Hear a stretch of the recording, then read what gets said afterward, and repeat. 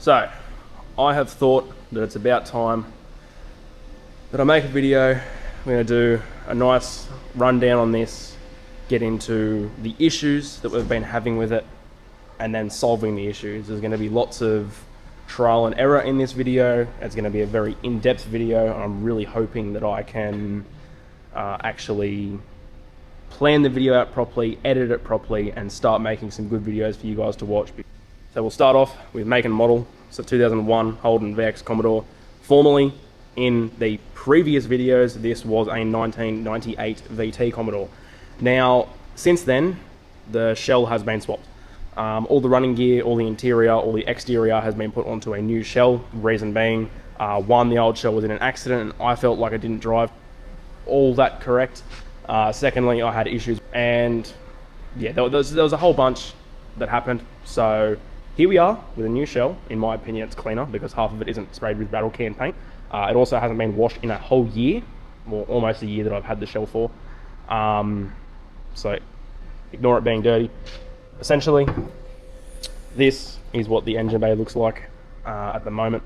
No shaved bay, bit unfortunate, but hey, what can you do about it? To answer the question that everyone will ask, yes, I will shave the bay again, but at the end of this year, it will be going turbo, which will all be seen on this platform. After it's turbo, then I can shave the bay because I don't know how much of this side will get seen, and not really much of this side will get seen. I'm not too sure what the end goal is, but for now, it's running, it's driving quite nicely. But my biggest issue we're having is heat, which we'll get into later. Engine-wise, let's talk about what's done to the engine. Besides for it looks pretty damn sexy in my opinion. It has a forged bottom end with 9.5:1 compression ratio, which is the same as an Ecotec. Obviously, it is an LCC7. Everything is LCC7, except for the fact that it's running Eco compression. We've got a stage 2 mace cam, which will get upgraded to a turbo cam once I end up going turbo. Rockers are all stock. I do eventually want to get upgraded ones. That'll also come. I have got stainless steel valves. What else? 52mm cooler plate, balance shaft elite, custom pulley setup, as you can see. Like obviously the alternator used to go down here, up here, sorry, it's now down there. We have currently an 11 PSI pulley on it. It was running at 20. I'll explain why. I'll swap them over soon. The charger is heavily ported. I have a Planet Parts rear elbow and a 92mm LS throttle body that I have mounted the correct way. Most people mount them upside down. Engine management, we have the whole thing's run by Haltech 2500 Elite, and a linear position sensor for the trans, just so it can communicate with the ECU properly. Apart from that, there's not really much else done to the engine. Like it's built solid, obviously. It has ARP fasteners, studs, bolts throughout the entire fucking engine. And yeah, everything else is new. It's all new, but it's just, yeah, that's the basic rundown. Everything is also ported, so that's going to make a big difference. Now, when this was last chucked on the dyno, I'll see if I have a landscape dyno run that I can put in here, which will play right now.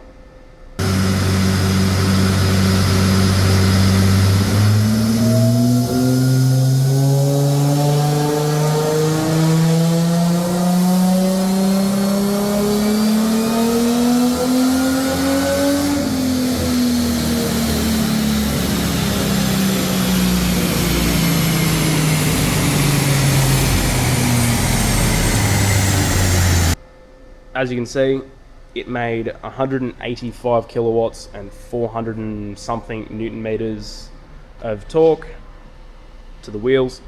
That's pretty shocking. I expected more, everyone expected more. Reason being is we were running into massive issues with heat. The intake temps were through the roof. That's purely because these chargers, as I learnt earlier this week, are only really efficient to about 12 psi maximum. Anything over that, it's creating a lot of heat, and it just, yeah, it's pretty self-explanatory. The more heat you have, the less power you make, and the more likely you are to damage the engine. Now, the cooler plate does work to an extent. Without the cooler plate, I would have already melted all 6 of my pistons. So we're working on that. later on in the video, we're going to swap the pulleys out. We're going to do some actual math, some actual calculations, and work out where the heat's coming from, how I can mitigate it, and then we'll start doing it. I'm also going to try and keep this video as organized as possible, so bear with me guys, because I don't make YouTube videos. I'm more of a couple second clips here and there on TikTok, so I'm not really used to this whole platform yet. But I get the hang of it. Moving on to the boot and how it's set up here. I'm doing more of this today. It won't be in this video because it doesn't go with what I'm doing. It will be on TikTok, unfortunately. But we have a fuel pump cutout so that I can access the pump whenever I want to. I've made a cute little control panel with my Haltech Flex Fuel sensor and all of my controls. This is the water pump for my air-to-water intercooler. The tank is here. I have to make a lid for it, so don't judge me on that. The clear lines are staying in the boot, but aren't staying under the car. I don't know if I'm going to be able to see this or not, but if we come under here, you can see there's the lines. They run on the chassis all the way up to the front of the car, into the engine bay where it's all goes over to AN fittings throughout. So I will also have my next cooling measure mounted in the boot, which is what I'm planning to do this afternoon as well. So if we come over to my bench of goodies, this is all the stuff that has to happen to the car, preferably before it goes back to get tuned. If it doesn't all happen, it doesn't all happen. That dyno will also be in this video, so stay tuned for that in the future of this. We have a Snow Performance water methanol injection kit, which should cool the charger down a lot. I'll explain how that works later. I'll do a demonstration and we'll do some like real live testing as well, which will be good for you guys wanting to do this if you're interested. Also have some exhaust wrap. This will be the game changer because my manifolds actually glow at idle due to it running a bit lean. AFR's set at about 16, 17, which is no good. They should be 14 or less, ideally. I've got some exhaust reducers for the Verax system that I've ordered. And yeah, that's pretty much about it for this section. When we do more heat stuff, it'll be more so just like fiberglass insulating all of the intercooler lines, and the rest of the exhaust, the rest of the intercooler lines go down to the boot, and adding a second cooler, which won't be in this video, but will be in the next one. Oh, I think it's time that we actually get into doing some work to the car. We'll get some live data, and see what our temperatures are reading. This might be a little bit hard. I'll grab the board out. It might be a little bit difficult, purely because everything is chrome. We're going to start the car. I'll let it get up to temperature. I'm going to write down all of the data that I see on. I'll put the 20 PSI pulley back on it. We'll start it up and we'll see how she's running. And yeah, record some data. Okay, I've got everything listed down that needs to be done, everything that needs to be checked. So I've got 11 PSI pulley, the 16 PSI pulley, and the 20 PSI pulley. We're going to be recording charger temp, exhaust temp, intake pipe temp, and air temp, the max map that the ECU sees, and the max air temp that we're seeing after a second gear pull. So I've wrote that down for all of them. I have got my heat gun here, and I've got a black marker because obviously chrome and polished stuff doesn't pick up well with the heat gun.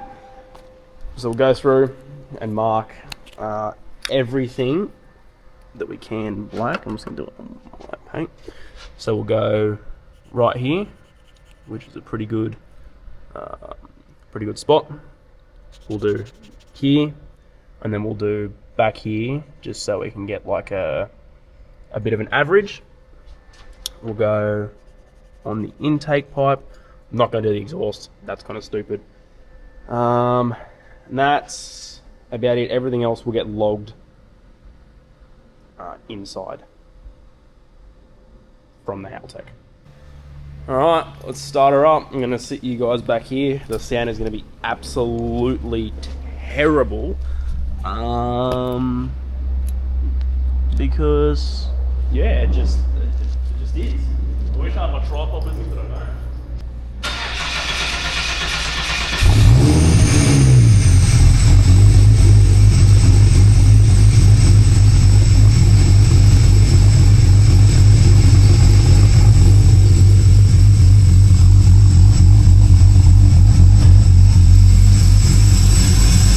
wish the camera could pick up what I'm hearing in person. It's rather loud, to say the least.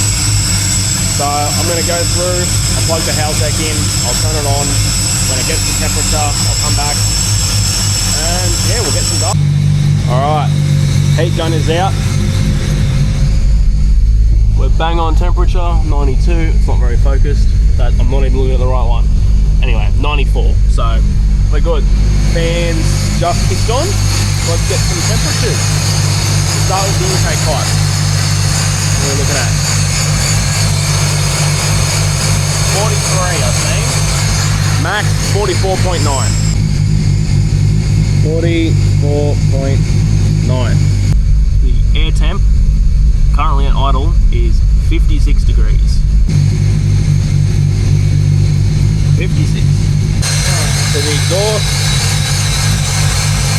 we've got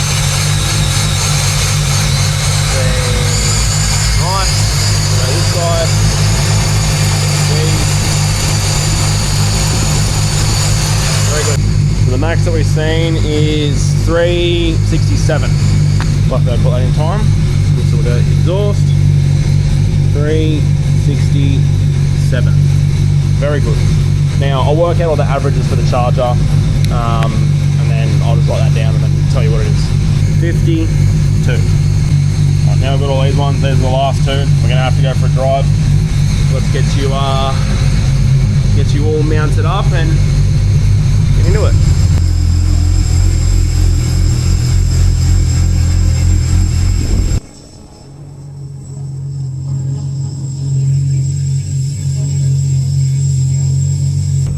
Alright, so we've got the GoPro recording up there. I'll just run through like how this is actually going to work. We've got the Haltech dash opened up. You guys may or may not be able to see the numbers depending on the glare. If not, I'll do the 3 runs with the 3 different pulleys on there, starting with the 11, 16, 20. Come back, write all the data down, and then good to go. I'm not going to bore you with changing the pulley over. That's not interesting enough. And then I'll just do a side-by-side screen split of inside the car on this side, outside the car. Outside the car won't have the sound because it'll just be wind anyway. So let's do it.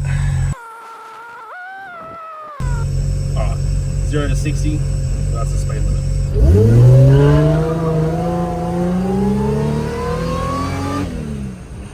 Done. Nice and simple. And just like that, we're back at the shop. Now I do have this parcel from Mace. This will be my 16 PSI pulley. So we'll unbox this right now, slap it on the car, go straight back into driving and get all the same results. I'm not going to bore you with all that. So I will do that for the 16 PSI and the 20 PSI, come back, show you the results, talk about it a little bit, and move on to managing that heat. Money shot. Look at that. Brand new. How does she compare to? It's quite a big difference. We jump into the front of the car and can pull out the 20 PSI one, which is steel, so it's significantly heavier, so there's more rotating mass, and then you can see the difference again. So we've pretty much got a fairly even step down. So it's going to be a nice comparison. Let's get into it.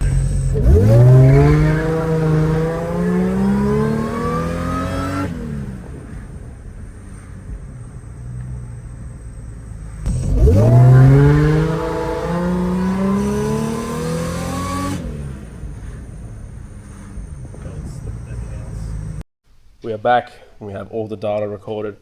I am actually pleasantly surprised with those runs. As most would expect, 20 PSI pulley like underperformed, as we all knew was going to happen. 11 PSI pulley. You can have a bit of a pause and a read of all this. Excuse the messy handwriting. This are the only ones that I really care about. So the max PSI that we made on the 11 PSI was 7.8. 60 degree temps after a 0 to 60 pull. 16 PSI pulley had a max pressure or PSI of 10.5. This is where we want to be. We want to be right in this region. 76 isn't a bad number. This is what we have to now get down. If we can reduce this with the heat wrapped exhaust and everything else we're going to do, that's ideal. This PSI for the M90 charger is spot on.